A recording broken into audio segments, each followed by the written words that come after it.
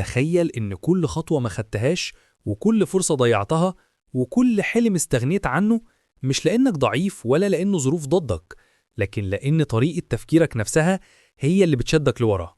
في 3 دقايق بس هتعرف 10 أخطاء ذهنية خطيرة ممكن تكون السبب الحقيقي إنك مش بتتقدم ولا خطوة، فركز معايا للنهاية. قبل ما نبدأ، لو مهتم تطور نفسك وتغير حياتك خطوة بخطوة، انزل دلوقتي اعمل لايك واشتراك ويلا نبدأ.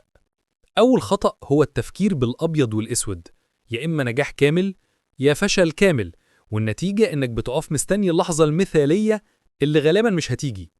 الخطأ التاني هو التعميم المبالغ فيه، تغلط مرة فتقول أنا دايما بفشل، تجربة واحدة عمرها ما كانت حكم نهائي على حياتك. الخطأ التالت إنك بتركز بس على السلبيات، حتى لو حققت إنجاز عينك تروح فورا للمشكلة، وده بيخليك تحس إنك ما بتتقدمش مع إنك فعليا بتتطور. الخطأ الرابع إنك بتقلل من الإيجابيات، حد يشكرك تقول عادي، تنجح تقول حظ، وبكده عقلك ما بيعترفش بأي تقدم حتى لو موجود. الخطأ الخامس إنك بتفترض الأسوأ من غير أي دليل، أكيد شايفني فاشل، أكيد الموضوع هيفشل. التوقعات السلبية دي هي اللي بتمنعك تتحرك أصلا.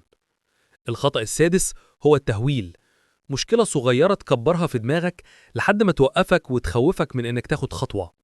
الخطأ السابع هو الشخصنة، أي موقف سلبي تربطه بنفسك، أنا السبب، أكيد غلطتي.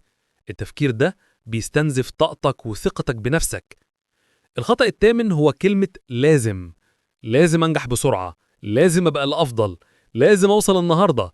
الضغط ده بيخليك تكره الرحلة وتفقد المتعة في الطريق. الخطأ التاسع إنك مقتنع إنك ما بتتغيرش، تقول دي طبيعتي، دي قدراتي، وبتنسى إن أي مهارة في الدنيا ممكن تتعلمها. الخطأ العاشر هو جلد الذات، أول ما تغلط بدل ما تتعلم تقسو على نفسك، وده أكبر حاجز بينك وبين أي تقدم حقيقي. لما تبدأ تاخد بالك من الأخطاء دي وتواجهها، هتلاقي حياتك بتتغير، وهتشوف الطريق قدامك أوضح وخطواتك أسرع وثقتك أعلى. لو الفيديو وضح لك حاجة أو حرك جواك فكرة، اعمل لايك واشترك وخليك معايا لأن اللي جاي أقوى بكتير.